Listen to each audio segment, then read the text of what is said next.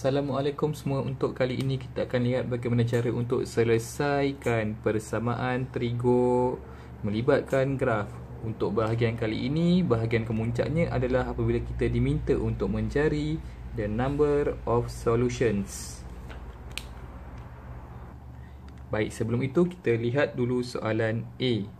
Okay, sketch the graph of y is equal to 3 cos 3 over 2x for the range x is between 0 until 2 pi. Okay, soalannya adalah kita diminta untuk melakarkan graf bagi persamaan y sama dengan 3 cos 3 per 2x bagi julat 0 hingga 2 pi. Okay, seperti mana yang kita dah didedahkan dengan bahagian 5b. Okay, sebelum kita melakarkan graf trigo ini, kita perlulah menyelesaikan persamaan trigo ini dulu. So, bila kita bercakap mengenai penyelesaian persamaan trigo, kita perlu tahu 3 benda. Ini revision, ulang kaji, quadrant, kemudian reference angle, dan kita kena tahu range yang terlibat in order for us to find the value of theta. Bahagian ini telah diterangkan dalam bahagian 5b. Jadi sekarang mari kita selesaikan dulu persamaan trigo ini sebelum kita melakarkan graf trigo tersebut. So kita punya persamaan trigo adalah y sama dengan 3 cos 3 per 2x bagi julat 0 hingga 2 pi. Baik, ini adalah maklumat yang diberikan. So, nak menyelesaikan persamaan trigo ini, ingat 3 step yang kita kena buat: menentukan kuadran, menentukan reference angle, dan menentukan julat. Jadi sekarang mari kita tengok dulu kita punya persamaan y sama dengan 3 cos x. So, step pertama, kita andaikan persamaan trigo kita sama dengan 0, maka persamaan kita akan membentuk 3 cos 3 per 2x sama dengan 0. Di sini kita dapat perhatikan bahawa trigo yang terlibat adalah cos, dan cos kita bernilai sifar. So kita boleh tentukan kita punya theta, dan kita punya theta sama dengan inverse cos bagi 0. Kita ambil kalkulator, kita uji nilainya. Cos inverse cos 0 sama dengan 90. Maka kita punya reference angle adalah 90. Kalau dilakarkan pada satah kertas nanti, dia akan reference angle kita di sini. So this is our reference angle. So kita dah dapat mencari reference angle. Kemudian apa lagi yang kita boleh tentukan? Sekarang kita tengok pula range yang terlibat. Sekarang ni, jika diberi x di antara 0 hingga 2 pi. Sekarang perhatikan, ini kalau julat bagi theta kita x, tapi sekarang theta kita bernilai 3 per 2x. Jadinya kita akan membentuk satu julat yang barulah. Maka 3 per 2x adalah di antara sekarang lihat, kalau x di antara 0 hingga 2 pi, maka 3 per 2x, kita akan ubah nilai ni. Yang mana belah kiri ni kita darabkan dengan 3 per 2. So sama juga dengan belah kanan, darabkan dengan 3 per 2. Kita follow kepada sifat theta kita ni. So kita punya julat baru adalah di antara 3 per 2x di antara 0 hingga, ini boleh permudahkan 3 pi. Settle untuk julat. So julat kita dah ada. Next, kita nak menentukan kuadran. So terus lakarkan paksi x, paksi y. Sekarang ni lihat betul-betul. Kita punya reference angle adalah 90. Di sini 90. So untuk 3 per 2x kita ni, untuk theta kita, theta kita adalah 90. Di mana theta kita nilai dia 3 per 2x. 3 per 2 x sama dengan 90.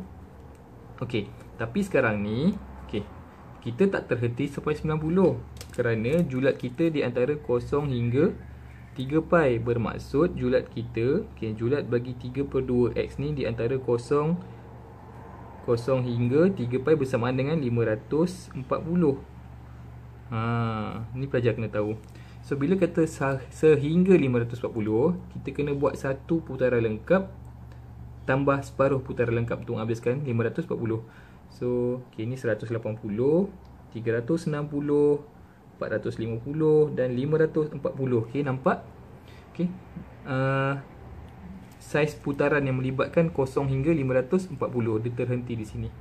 So sekarang kita lihat sudut-sudut lain yang memenuhi persamaan trigo bila y kita sama dengan 0.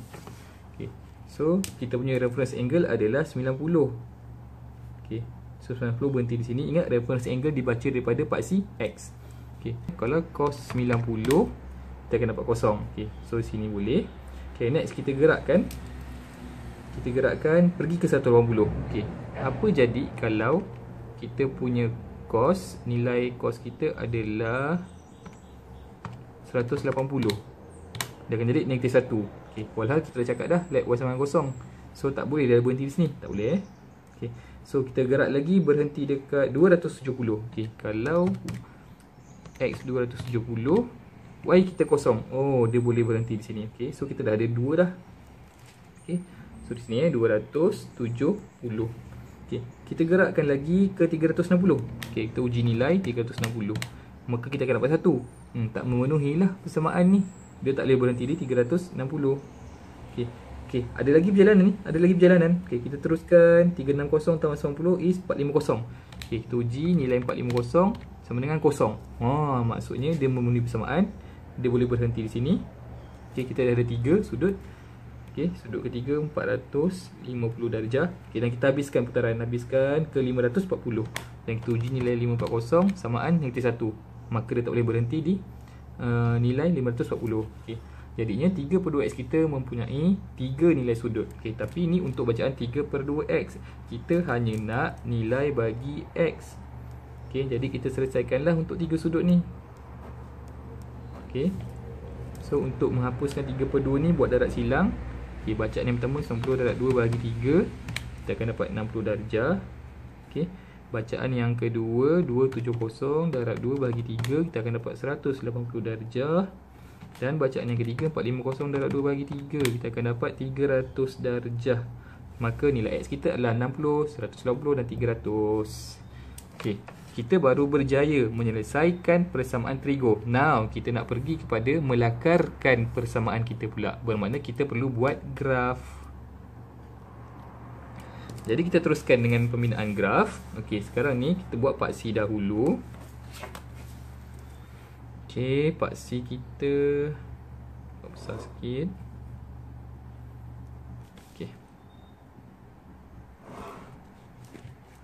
So sekarang ni bagi paksi x, sudut yang terlibat adalah 60, 180, 300. 6, 12, 18, 24, 30, 36. X. 6, 12, 18. 180 diwakili oleh pi, 360 diwakili oleh 2 pi. So di sini 1/3 pi, 2/3 pi, 3/3. Di sini 4/3 pi, 5/3 pi. Bagaimana pula dengan paksi y? Paksi y, ingat paksi y ditentukan oleh nilai amplitude. Ketinggian lengkungan graf itu. So kat sini amplitude kita bernilai 3. So maksudnya maksimum value dia adalah 3. 1, 2, 3. 1, 2, 3. Labelkan 1, 2, 3, negatif 1, negatif 2, negatif 3. Settle. Ni baru lakarkan paksi. Now kita pergi kepada plotting. Ingat bila x 60, y kita 0. 60 tadi 1/3 kan. Y kita 0 sini. Terus plot. Next bila x sama dengan 180, y 0. 180 di sini. Kita plot mana yang ada dulu. Dan bila x 300 atau 5/3 pi, y itu 90. So sini. Ni bacaan bagi conteng sikit. Ni bacaan bagi 60, 180 dan 300. Kita ada lagi beberapa bacaan, iaitu 120, 240 dan 360 untuk kita plotkan. Jadi kita ujilah nilai sekarang. Okey. Kita punya persamaan terigu adalah 3 cos 3 per 2 X. Okey, kita uji. Bila sudut kita 120, okey, maka nilai Y kita adalah negatif 3. Okey, negatif 3 tarik bawah sini. Okey, sini ya. Okay. Next, nilai mana lagi yang kita nak uji? 240. Okay, bila X 240, kita punya Y 3. 3 bawa naik atas, 3 di sini. Okay, next, bila X 360, kita akan dapat negatif 3. Y kita negatif 3 bermaksud koordinat kita di bawah sini. Okay, satu lagi, bila X sama dengan 0, kita belum uji. So, bila X sama dengan 0, Y kita sama dengan 3 bermaksud duduk di atas. Okey, now kita dah ada titik-titik yang penting untuk kita plotting. So kita cantumkan. Okey, bermula dengan 03. Okey, cos, ingat pattern dia macam mana? Tarik bawah, sentuh, tarik naik atas, sentuh atas, turun bawah, balik. Okey, dan habis pada sudut 360. Okey, so maksudnya kita berjaya melakar graf trigo, iaitu graf Y sama dengan 3 cos 3 per 2X. Tara! So untuk soalan A dah terjawab. Mari kita teruskan dengan soalan B. Okay, panjang sikit soalan ini. So kita kena baca dengan teliti. Find the equation. Okay, ayat arahan terus bulatkan. Kita cari apa kehendak soalan. Find the equation of suitable straight line for solving the equation yang diberi ni. Okay. Hence, using the same axis, sketch the straight line and state the number of solution. Okay. Perhatikan dalam soalan B ni kita ada 3 kehendak soalan yang perlu dipatuhi, iaitu cari garis lurus yang sesuai. Okay. Yang kedua, lakarkan garis lurus tersebut, dan yang ketiga, nyatakan bilangan penyelesaian bagi persamaan trigo dan persamaan garis lurus yang kita selesaikan tadi. Jadi mari kita buat soalan B. Okey, bagi soalan B. Baik, bagi soalan B, okey, persamaan yang diberi adalah, okey, yang ini.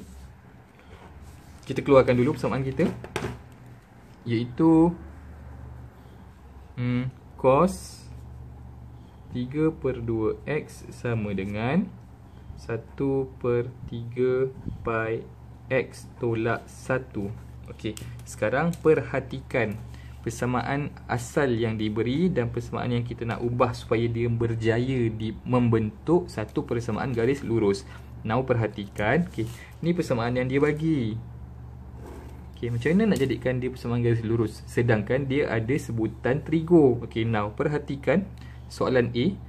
Okey, perhatikan persamaan trigo dekat soalan A dan perhatikan persamaan yang ada pada soalan B. Okey, now cuba tengok cos 3 per 2X dengan 3 cos 3 per 2X. Hampir sama bentuknya kan? Jadi apa yang kita perlu buat? Apa yang kita perlu buat adalah kita adjust persamaan ini supaya dapat jadi seperti persamaan yang dalam soalan A. Cos 3 per 2X nak jadi 3 cos 3 per 2X. Okey, yang ini. Okey, so pada bahagian kiri, left hand side kita darabkan dengan 3.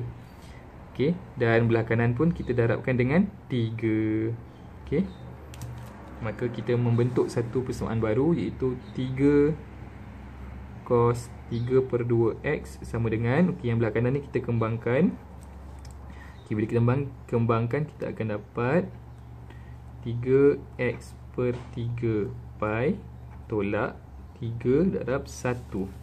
Okay, now yang belah kanan kita boleh permudahkan yang ini. So kita akan dapat X per pi tolak 3. Okay, now perhatikan yang belah kiri. Okay, cuba tengok 3 cos 3 per 2X sama tak dengan persamaan trigo yang pada bahagian A ni, soalan A. 3 cos 3 per 2X sama kan? Maka kita boleh wakilkan 3 cos 3 per 2X ni sebagai Y. Maka kita dah berjaya membentuk satu persamaan garis lurus yang sesuai. Okay, now kita teruskan kepada bahagian kita pergi kepada kehendak kedua, sketch the straight line. Okay, so sekarang kita dah ada equation of straight line. Okay,